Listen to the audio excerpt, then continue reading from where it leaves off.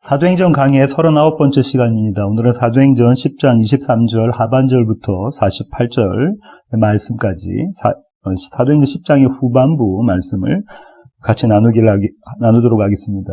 제목은 경청이고요. 부제목은 하나님 앞에 있나이다입니다. 제가 2007년에 여기 달라스에 왔고요. 그때 학교마다 상담학이라는 과목이 있었습니다. 보통 한 두 학기 정도 이렇게 들었었는데요. 그러니까 총 한 3년 정도 이렇게 들었죠. 부부 갈등이 있는 사람들에 대한 연구 같은 것들도 하게 되는데요. 이 문제가 있는 부부의 갈등의 주요한 원인이 무언가, 그 원인 중에 가장 큰 게 무언가를 찾아보지 않는다는 거예요. 상대방의 말을 귀담아 듣지 않는다는 겁니다.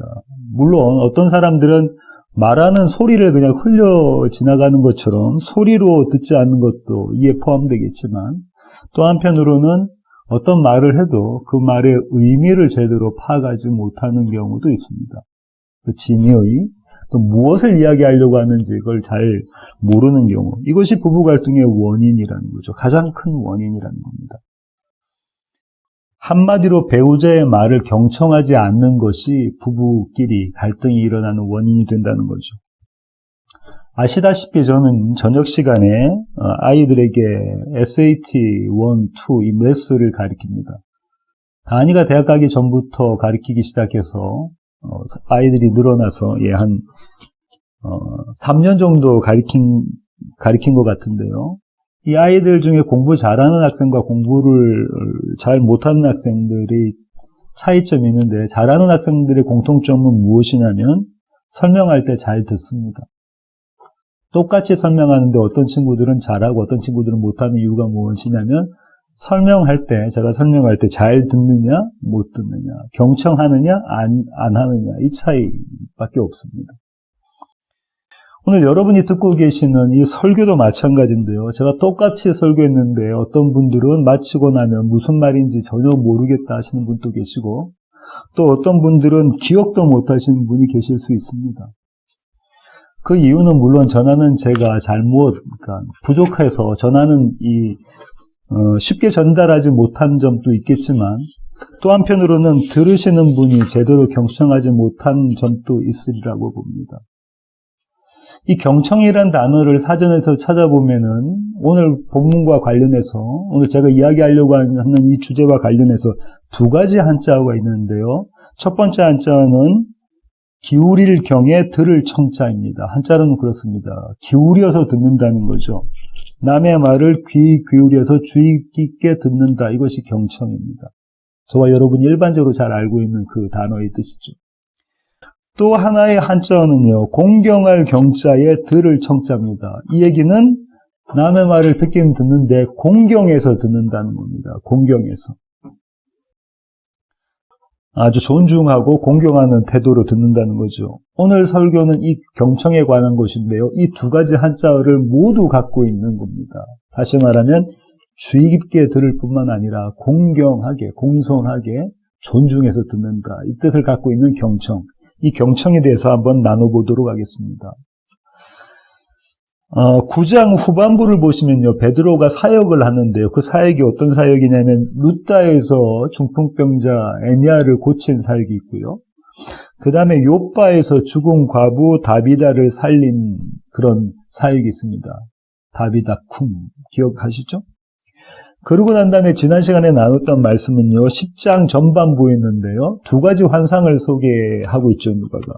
처음 환상은 로마 군대의 백부장 고넬료가 본 환상입니다. 환상의 내용은 한마디로 말하면 뭐냐면, 요빠에 있는 베드로에게 가서 베드로를 데려오라는 거예요. 베드로가 하는 이야기를 들으라는 겁니다. 그렇죠? 이게 환상의 내용이면 목적입니다. 두 번째 환상은 베드로가 본 환상인데요. 정한 것, 부정한 것, 먹느냐, 마느냐, 이런 이야기들이 있는데, 결국은 무슨 이야기하고 있냐면, 가이사라로 가서 백부장 고넬료에게 가라는 거예요. 그에게 가라는 거죠. 이렇게 이제, 이야기가 이제 여기서부터 고넬료의 요청을 받은 이 베드로가 가이사랴로 가는 그 장면부터 오늘의 본문이 이 에피소드가 시작됩니다. 요빠에서 가이사랴로 갔는데요. 23절 하반절부터 24절 한번 보실까요?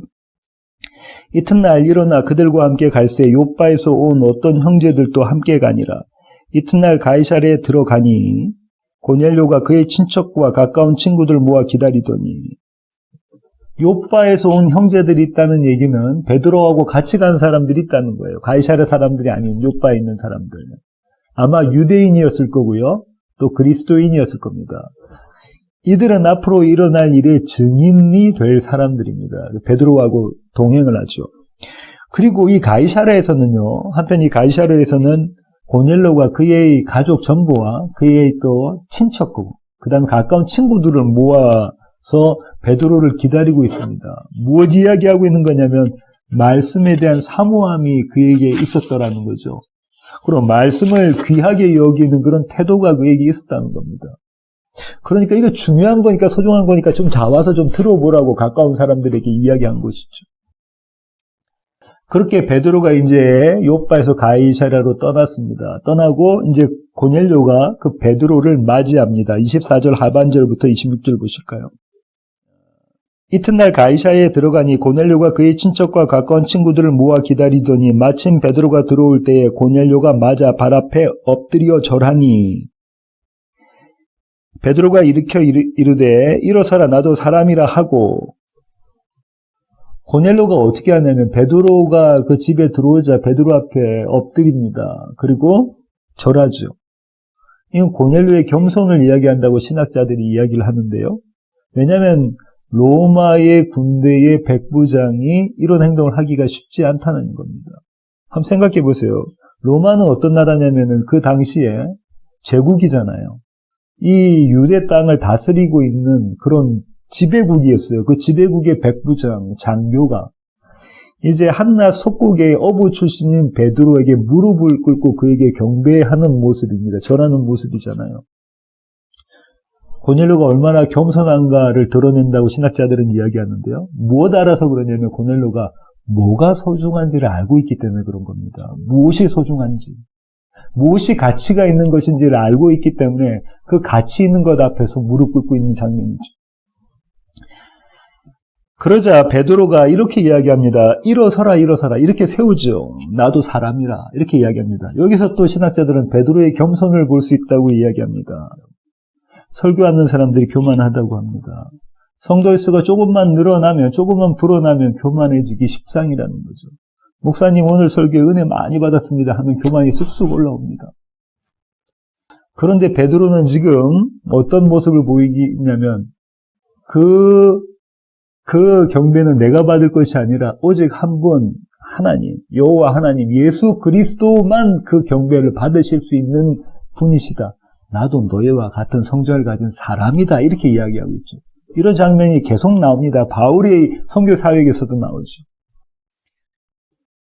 이렇게 고넬료가 베드로를 마중하고 난 다음에 이제는 앞서 우리가 다루었던 10장 전반부에 다루었던 두 환상의 순서와 정반대로 먼저 베드로의 환상 이야기가 나오는데요. 그 베드로의 환상 이야기를 통해서 베드로는 자신이 이곳 가이사랴에 고넬료의 집에 온 이유를 설명합니다. 27절부터 29절입니다. 27절부터 29절 제가 한번 읽어보겠습니다. 더불어 말하며 들어가 여러 사람이 모인 것을 보고 이르되 유대인으로서 이방인과 교제하며 가까이 하는 것이 위법인 줄은 너희도 알거니와 하나님께서 내게 지시하사 아무도 속되다 하거나 깨끗하지 않다 하지 말라 하시기로 부름을 사양하지 아니하고 왔노라. 묻노니 무슨 일로 나를 불렀느냐. 묻노니 무슨 일로 나를 불렀느냐가 지금 여기 온 목적이잖아요. 왜 불렀니? 이거 물어보는 겁니다. 그런데 한번 보십시오. 유대인 베드로가 이방인 고넬료의 집에 왔다는 것은 대단한 일입니다. 당시로는 대단한 일이죠. 베드로가 무엇이라고까지 표현하냐면 이거 위법하다라는 거예요. 이거 있을 수가 없는 것이다. 이거는 법을 어긴 것이다 라는 거예요. 이거는 유대인으로서 지켜야 될 그것을 내가 지키지 않았다라는 거예요. 그런데 그 지키지 않았던 이유가 하나님께서 내게 환상을 보여주셨는데 하면서 쭉 설명을 한 거죠. 그러니까 이런 겁니다. 베드로 지금 무엇 이야기하는 거냐면 이건 위법한 것인데도 그럼에도 불구하고 내가 이렇게 너희 집에 오게 된 것은 이건 하나님이 하신 일이다. 하나님이 하신 일이다. 그러면서 무엇을 베드로가 암시하고 있냐면 이 집에서 고넬료 너희 집에서 무슨 일이 일어날지는 모르겠지만 그 일도 하나님이 하시는 일이다. 이걸 암시하고 있는 거죠. 정리하면 이렇습니다. 베드로가 지금 뭘 이야기하는 거냐면 자기의 환상과 이 질문을 통해서 뭘 이야기하고 있는 거냐면 다 하나님이 하셨다. 하나님이 다 하셨다라는 거예요. 그걸 지금 베드로가 이야기하고 있습니다.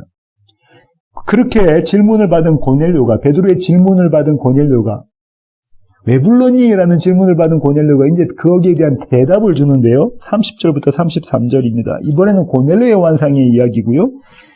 베드로를 부른 이유를 이야기하죠. 고넬료가 이르되 내가 나흘 전 이맘때까지 내 집에서 제9시 기도를 하는데 갑자기 한 사람이 빛난 옷을 입고 내 앞에 서서 말하되 고넬료야 하나님이 네 기도를 들으시고 내 구제를 기억하셨으니 사람을 요바에 보내어 베드로라 하는 시몬을 청하라. 그가 바닷가 무두장이 시몬의 집에 유숙하느니라 하시기로 내가 곧 당신에게 사람을 보내었는데 오셨으니 잘하였나이다. 이제 우리는 주께서 당신에게 명하신 모든 것을 듣고자 하여 다 하나님 앞에 있나이다.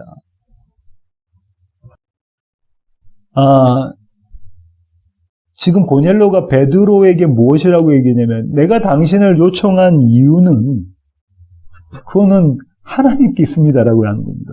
하나님이 제게 환상을 보여주셨는데 당신을 요청하라고, 당신을 불러오라고, 당신을 불러와서 하나님의 말씀을 들으라고 그렇게 말씀하셨으니까 내가 그 일을 한 겁니다. 그 다음에 또 어떻게 하겠냐면 아까 좀 전에 우리가 살펴본 것처럼 무엇이라고 지금 이야기하고 있냐면 이렇게 이야기하고 있는 거잖아요. 그런데 그 하나님께서 하실 일을 제가 기대하고 있습니다. 하나님이 무슨 말씀을 주실지 제가 기대하고 있습니다.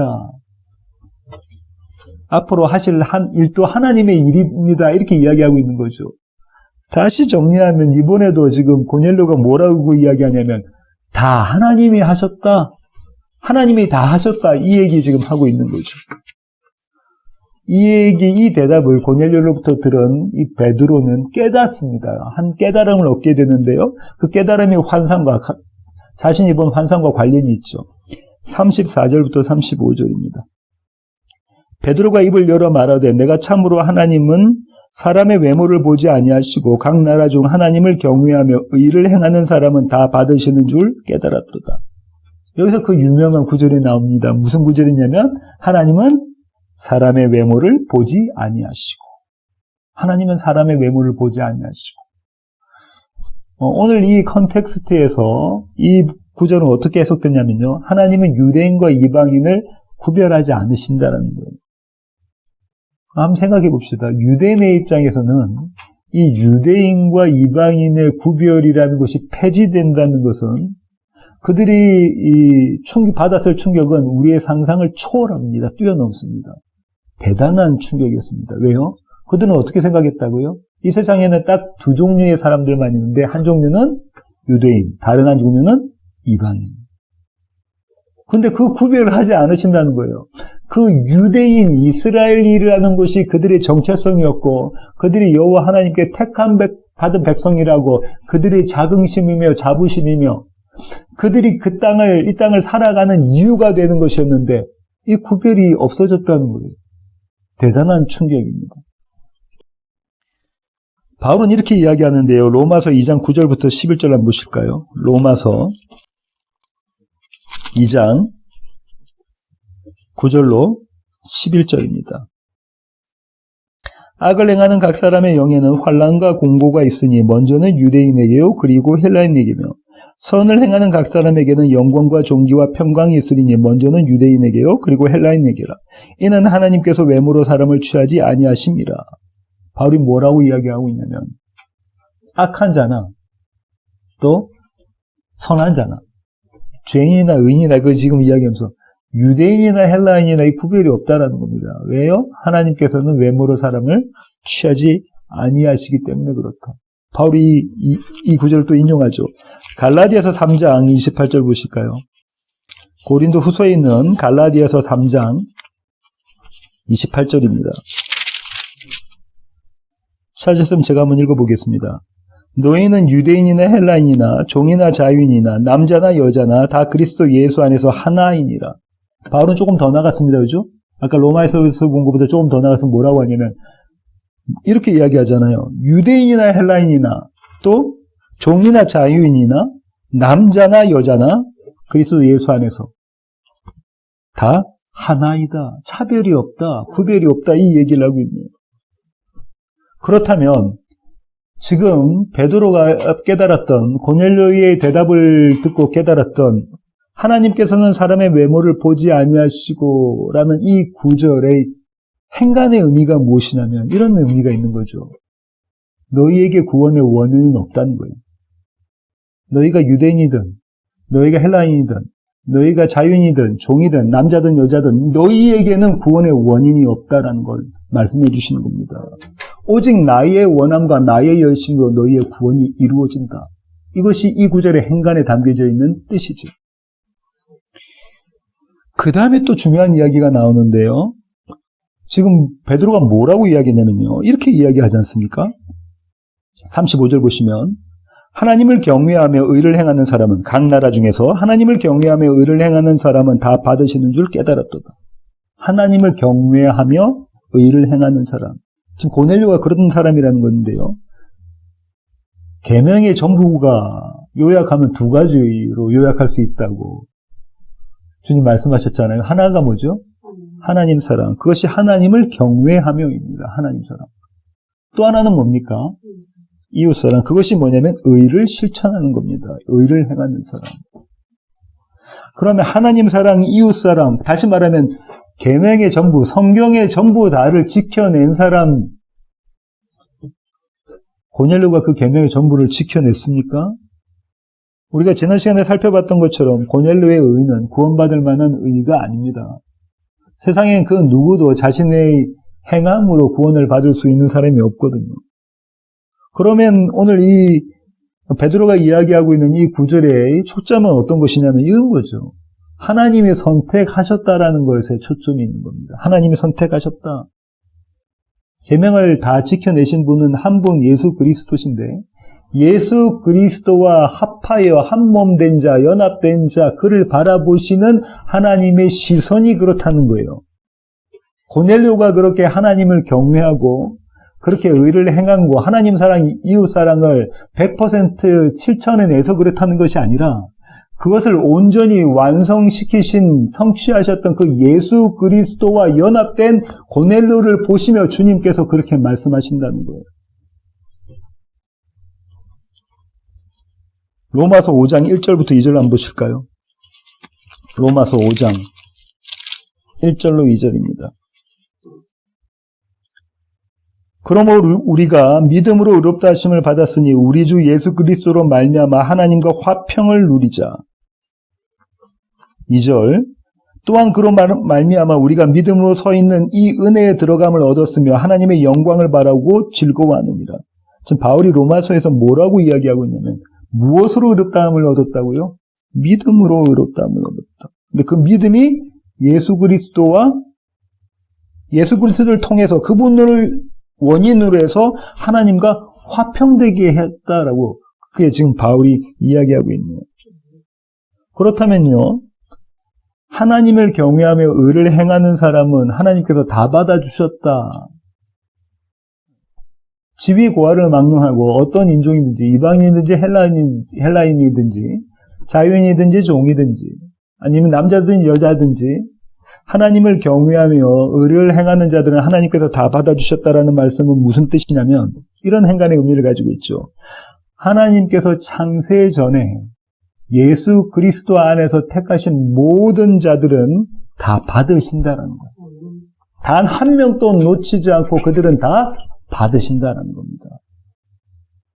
예수 그리스도 안에서 택함 받은 자, 그분과 한 몸 된 자는 하나님이 단 한 명도 한 영혼도 놓치지 않으시고 다 받으신다. 그가 어떤 자이든지 간에. 에베소서 1장 4절부터 5절입니다. 오랜만에 함께 읽어보는데요. 곧 창세전에 그리스도 안에서 우리를 택하사 우리로 사랑 안에서 그 앞에 거룩하고 흠이 없게 하시려고 그 기쁘신 뜻대로 우리를 예정하사 예수 그리스도로 말미암아 자기들의 아들들이 되게 하셨으니 언제요? 창세전에. 누구 안에서요? 예수 그리스도 안에서 택하셨다. 우리를 택하셨다. 예수 그리스도와 한 몸 되게 하셨다. 그들을 거룩하고 흠이 없는 의로운 자들, 정한 자들로 만들어내셨다. 그렇게 씻어내셨다라는 거잖아요. 그렇게 해서 당신의 아들들 삼으셨다. 화평, 평화를 누리게 하셨다. 화목하게 하셨다. 이런 깨달음을 베드로가 얻게 됩니다. 그리고요, 베드로는 이런 깨달음을 얻고 난 다음에 이 고넬료와 고넬료의 가족과 고넬료의 친척과 친지들과 고넬료의 가까운 친구들에게 예수 그리스도를 전합니다. 예수 그리스도를 전하죠. 그게 36절부터 43절인데요. 먼저요, 베드로는 두 가지로 예수 그리스도를 소개하는데요. 그 첫 번째 게 뭐냐면 예수 그리스도는 화평의 복음이라는 거예요. 화평의 복음 대신 예수 그리스도. 36절 보실까요?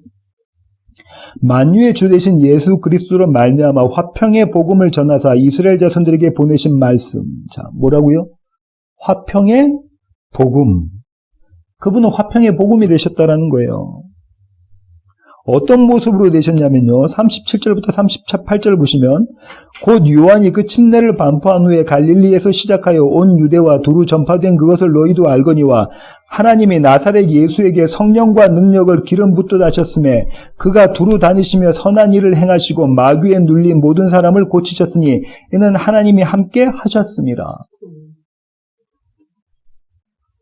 지금 무엇 얘기하고 있냐면요. 성령으로 기름 부음 받으신 예수 그리스도를 이야기하고 있습니다. 성령으로 기름 부음 받으신 예수 그리스도. 올리브 기름으로요. 그러니까 올리브 오일, 감람유로 기름 받은 것이 아니라 성령으로 기름 부음 받으신 예수 그리스도. 침례 요한으로부터 침례를 받으신 다음에 성령님이 임하시고 그때부터 이루어진 예수님의 사역은 성령의 역사였다. 성령의 사역이었다. 그 다음에 39절에는 어떻게 예수님을 소개하냐면요. 우리는 유대인의 땅과 예루살렘에서 그가 행하신 모든 일의 증인이라 그를 그들이 나무에 달아 죽였으나 나무에 달아 죽었다. 어떻게 죽었다는 거죠? 하나님의 저주를 받아서 죽었다는 겁니다. 그죠? 누구 때문에요? 우리 때문에 하나님의 저주를 받아서 죽으셨다라고 이야기하고 있죠. 갈라디아서 3장 13절 보시겠습니다. 갈라디아서. 그리스도께서 우리를 위하여 저주를 받은 바 되사 우리가 저주받아서 죽어야 되는데 계속해서 우리를 위해서 대신 죽으셨다는 거예요. 율법의 저주에서 우리를 속량하셨으니 기록된 바 나무에 달린 자마다 저주 아래 있는 자라 하였습니다.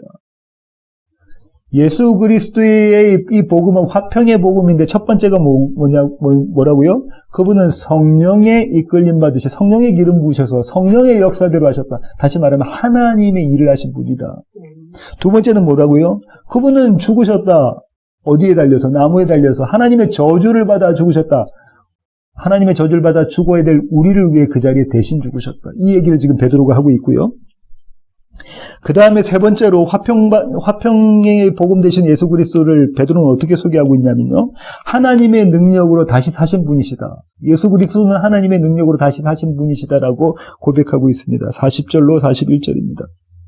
모든 백성에게 하신 것이 아니요 오직 미리 택하신 증인 곧 죽은 자 가운데서 부활하신 후 그를 모시고 음식을 먹은 우리에게 하신 것이라. 이것이 그렇다는 거죠. 하나님의 능력으로 다시 사신 분. 다시 말하면 그분이 곧 사망으로부터 생명으로 일어나심으로 생명 되심으로 저와 여러분에게 사망 가운데 있던 저와 여러분에게 생명을 주신 분이다라는 겁니다. 이게 화평의 대면입니다. 이 화평이라는 게 뭡니까? 하나님과 화목됐다는 거예요. 하나님과 화목되겠다. 두 번째 베드로가 예수 그리스도를 소개하는 모습은 어떤 모습이냐면요. 심판의 주체가 되신 예수 그리스도입니다. 42절부터 43절 보실까요? 하나님이 살아있는 자와 죽은 자의 재판장으로 정하신 자가 곧 이 사람인 것을 증언하게 하셨고 그에 대하여 모든 선지자도 증언하되 그를 믿는 사람들이 다 그의 이름을 힘입어 죄 사함을 받는다 하였느니라. 예수 그리스도는 심판자다. 그리고 예수 그리스도는 구원자다 이 얘기를 하고 있는 겁니다. 주님은 당신이 심판자, 영원한 심판자라는 말씀을 그분의 당신의 사역 가운데 하셨어요. 요한복음 5장 22절 보실까요? 요한복음 5장 22절. 찾으셨으면 제가 한번 읽어보겠습니다. 아버지께서 아무도 심판하지 아니하시고 심판을 다 아들에게 맡기셨으니 아버지께서 심판하지 않으시고 아들에게 심판을 맡기셨다라고 이야기하죠. 27절. 또 인자됨으로 말미암아 심판하는 권한을 주셨느니라. 주님 당신을 스스로 그렇게 말씀하셨어요. 나는 심판자이다. 나는 심판자이다 말씀하셨죠. 또 주님은 구원자이십니다. 이 구원자이심을 사도 요한이 이렇게 이야기하고 있는데 요한일서 5장 13절 가보실까요? 요한일서 5장 13절. 내가 하나님의 아들의 이름을 믿는 너희에게 이것을 쓰는 것은 너희로 하여금 너희에게 영생이 있음을 알게 하려 함이라. 대단히 중요한 이야기입니다. 사도 요한이 지금 섬기고 있는 교회의 공동체가 무엇이라고 이야기하고 있냐면 너희가 믿고 있는 예수 그리스도 때문에 너희가 영생, 영원한 생명, 신적 생명에 참여하게 되었다. 너 그거 아니? 이 얘기를 하고 있는 겁니다. 그분은 구원자시다. 그분은 생명이시다. 이 얘기 지금 하고 있는 것이죠. 이렇게 베드로는 고넬료와 그의 가족 그리고 친지와 친구들에게 예수 그리스도를 전합니다. 그분이 어떤 분이시고 그분이 어떤 분이시라는 것이 우리들에게 어떤 의미인지를 가르쳐 주죠. 이 예수 그리스도에 대한 이야기를 그들이 그렇게 듣게 되자 그때 성령이 강림하십니다. 이 이방인들에게 성령이 강림하시는데요. 44절부터 46절을 한번 제가 읽어보겠습니다. 오늘 본문 사도행전 10장 44절로 46절입니다. 베드로가 이 말을 할 때에 성령이 말씀 듣는 모든 사람에게 내려오시니 베드로와 함께 온 할례 받은 신자들이 이방인들에게도 성령 부어주심으로 말미암아 놀라니 이는 방언을 말하며 하나님 높임을 들음이로라. 유대인들이 어떻게 했다죠? 놀랬다는 겁니다. 샤킹한 일 중에 샤킹한 일입니다. 왜죠? 성령이 이방인들에게도 부어주셨다. 부어주신 걸 그들의 눈으로 봤거든요. 그들의 귀로 들었거든요. 이게 믿음에 대한 이야기인데요. 이런 겁니다. 여기 주목해 보십시오. 이런 거죠. 지금 베드로가 오늘 깨달았잖아요. 환상을 보고 1차 깨닫습니다. 그죠? 정한 것 부정한 거 없다. 그러고 난 다음에 고넬료가 보냈던 부하와 그 다음에 종들이 왔어요. 그거 보고 성령님이 너 저 사람들 따라가라 이렇게 이야기를 하시죠. 그러니까 지금 베드로가 정한 것 부정한 것 이 구별이 이제 없어졌구나. 하나님께서 정하다고 하셨던 거 깨끗하게 하신 건 다 정한 것이구나. 이 마음을 갖고 가서 고넬료에게 너 나 왜 불렀니 물어보니까 고넬료가 하나님께서 당신을 청해서 하나님의 말씀을 들으라고 하셨어요.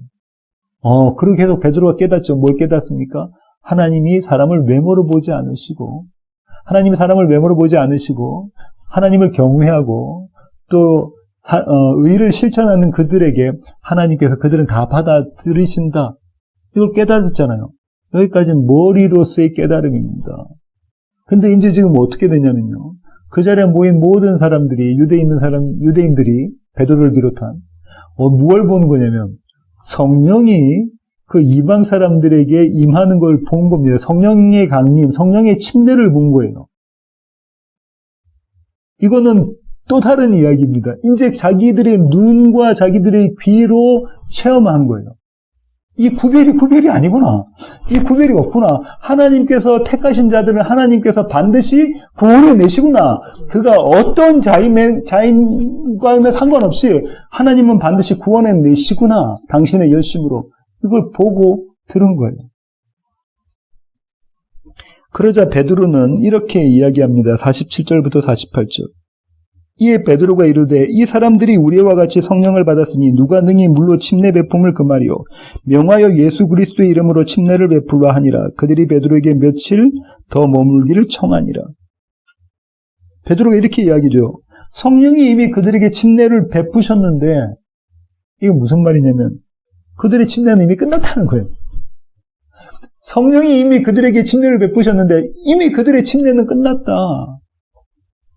누가 감히 물로 침례를 주는 것을 말릴 수 있겠느냐. 누가 감히 그들을 교회의 멤버로, 교회의 공동체의 한 공동원으로, 구성원으로, 그들을 교회로 맞아들이는 것에 있어서 누가 감히 거부하겠느냐. 성령께서 이미 침례를 주셨는데 그들에게. 11장에 이제 앞으로 이어져 11장에 이 문제가 계속 거론이 되거든요. 그때 베드로가 다시 한번 이렇게 이야기합니다. 11장 17절 보실까요? 사도행전 11장 17절. 그런즉 하나님이 우리가 주 예수 그리스도를 믿을 때에 주신 것과 같은 선물을, 똑같은 선물을, 성령을 그들에게도 주셨으니 내가 누구이기에 하나님을 능히 맡겠느냐 하더라. 내가 누구이기에 하나님의 능력을, 하나님이 하시는 그 일을, 하나님의 일, 구원을 맡겠느냐. 여기까지가 오늘 본문의 에피소드의 이야기입니다. 오늘 설교의 결론을 맺도록 하겠는데요. 한국의 유도순 목사님은요, 그분의 책에 주석서에 이렇게 써놨습니다. 고넬료가 베드로 앞이 아닌 하나님 앞에 모여있다, 우리가 와있다, 우리가 있다라는 그 고백을 고넬료가 하는 걸 보고, 고넬료가 그 고백을 하는 것을 보고 대단히 감명을 받았다라고 이야기하십니다. 우리가 당신 앞에 다 모여있어요가 아니라 우리가 하나님 앞에, 여호와 하나님 앞에 다 모여 있습니다. 그 얘기를 들었을 때 대단한 감명을 받았다고 그분의 주석서에 기록해 놓으셨는데요. 저도 그렇습니다. 이 구절이 대단히 감명으로 저에게 왔는데요.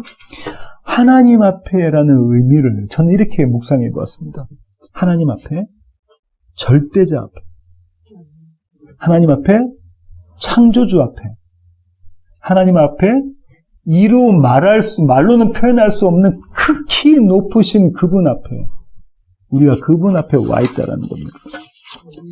이 얘기는요, 하나님을 하나님으로 바로 보고 있다는 얘기고요. 동시에 그러면 나를 나로 바로 보게 된다는 거예요. 그 자리에 지금 고넬료가 서 있다라는 겁니다. 우리가 하나님 앞에, 하나님이 어떤 분이신가를 바로 보고 내가 그 앞에 있는 내가 어떤 자인지를 바로 깨닫는 그 자리에 고넬료와 그의 가족과 친지와 친구들이 서 있다는 거예요. 어느 자리요? 예배의 자리. 그런 그분 앞에서 내가 그분의 말씀을 듣겠습니다. 그런 그분 앞에서, 그 하나님 앞에서, 그 존귀하신 하나님 앞에서, 창조주 앞에서, 절대자 앞에서 도대체가 비교할 수 없는 그분 앞에서 내가 하나님의 말씀을 듣겠습니다. 공경할 경자에 들을 청입니다. 무엇보다 소중하게 그 말씀을 내가 듣겠습니다. 이 얘기 지금 하고 있는 거죠. 한 구절을 저는 더 감명이 깊었는데요. 그 한 구절이 뭐냐면 우리는 주께서 당신에게 명하신 모든 것을 듣고자 하여 하나님 앞에 와 있습니다라는 그 구절의 앞구절에 바로 우리는 주께서 당신에게 명하신 모든 것을 듣고자 하여 전 이 구절에도 감명을 받았는데요. 이 구절의 의미가 이런 것 아니겠습니까? 베드로 당신이 전하는 주님의 말씀 모든 것을 한자어로 말하면요. 기울일 경자에 들을 청자입니다. 앞선 경청은요. 존귀하신 분의 말씀을 내가 듣겠다. 공경할 경자에 들을 청자였다면 이번에 이 말씀은 기울일 주의 깊게 듣는다는 거죠. 들을 청자입니다. 다시 말하면 하나님의 말씀은 내가 단 하나도 놓치지 않고 듣겠습니다. 하나님의 말씀은 내가 단 한 자도 놓치지 않고 듣겠습니다. 이 자세로 서 있다는 거예요. 하나님의 말씀이 무엇보다 소중하고 하나님의 말씀은 하나도 놓치지 않고 듣겠다. 이 고넬료의 자세가 교회가 하나님의 말씀을 듣는다는 모습입니다. 교회는 이런 모습으로 서 있어야 돼요. 비록 온라인으로 우리가 예배를 지금 드립니다. 주일 예배를 온라인으로 드리지만 이 예배도 모여서 드리는 예배이죠. 온라인으로 드리지만 모여서 함께 동시간에 같이 예배를 드립니다. 이 예배의 자리에서도 우리는 이 경청의 자세로 하나님의 말씀을 들어야 됩니다. 동시에 예배를 마치고 각자의 삶으로 돌아가서 그 각자의 삶에서 드리는 예배의 자리, 그 자리에도 동일하게 이 경청의 자세로 하나님의 말씀을 들어야 합니다. 하나님의 말씀을 듣는다는 것은 이런 모습이어야 한다는 거예요. 정리해보면 이렇습니다. 날마다 주님께서 우리에게 말씀하시는 것을 듣는 삶, 이 삶이 경청의 삶입니다. 이 삶이 성도의 삶, 교회의 삶이라고요. 뭐라고요? 날마다 경청, 그 경청, 하나님의 말씀을 듣는 삶, 이 삶이 성도의 삶이라고요. 시편 기자는 그래서 이렇게 이야기합니다. 시편 107편으로 가보실까요? 오늘 찾으실 구절의 마지막 구절인데요. 시편 107편입니다. 10절부터 22절까지 보겠는데요. 세 군데만 찾아보겠습니다. 먼저 10절부터 12절 한번 보실까요? 사람이 흑암과 사망의 그들에 앉으며 공고와 쇠사슬에 매임은 하나님의 말씀을 거역하며 지존자의 뜻을 멸시함이라. 그러므로 그가 고통을 주어 그들의 마음을 겸손하게 하셨으니 그들이 엎드려져도 돕는 자가 없었도다. 여기서 중요한 깨달음이 있는데요. 그건 뭐냐면 지금 이 시편 기자는, 이 시인은 이렇게 이야기하잖아요. 우리가 어떤 자라는 걸 이야기해요. 어떤 자라고 하죠? 흑암과 사망에 그들이 앉아있고 공고와 쇠사슬에 매인 바 되어졌다. 왜요? 하나님의 말씀을 거역하고 지존자의 뜻을 멸시했더라.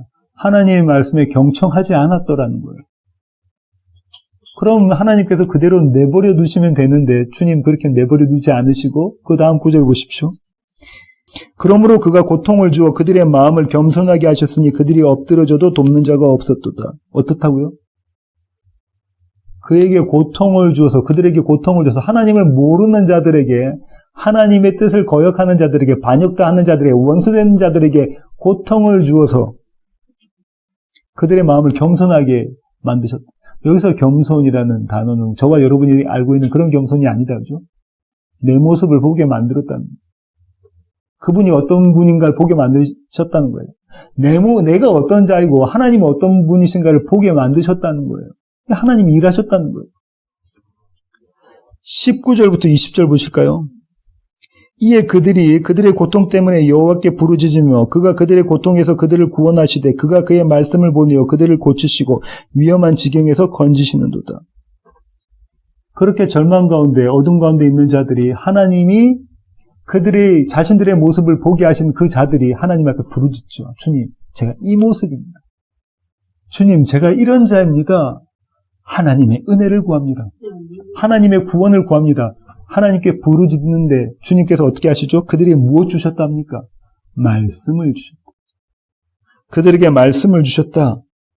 그리고 그들을 고치시고 건져내셨다. 무엇으로? 그 말씀으로. 그 말씀이 증거하는 예수 그리스도로 말미암아 그들을 고치시고 그들을 건져내셨다. 이것이 은혜입니다. 이것이 저와 여러분이 경청할 이유가 되죠. 그렇게 경청하는 삶을 사는, 경청의 삶을 사는 사람들이 세상 속에서 어떤 모습으로 드러나냐면요. 시인은 이렇게 이야기합니다. 21절부터 22절 보실까요?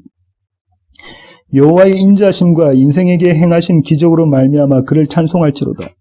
감사제를 드리며 노래하여 그가 행하신 일을 선포할지로다. 저와 여러분의 삶 속에 이 노래가 있어야 된다는 거예요. 우리의 삶 속에 이런 고백이 있어야 된다는 겁니다. 내가 어떠한 자인데 이 어떠한 자를 하나님께서 어떤 방식으로 구원해 내셨다. 그 구원의 감격이 있어야 된다는 거예요. 날마다 그 구원의 감격을 경험해야 된다는 거예요. 어떻게 해요? 하나님의 말씀 우리에게 주실 때에 우리가 그것을 경청함으로. 이제 말씀을 주신 것을 온몸으로 눈으로 보고 귀로 듣고 몸으로 느끼는 그 방식으로 그렇게 한다는 겁니다. 하나님이 이루신 놀라운 일들을 노래하자.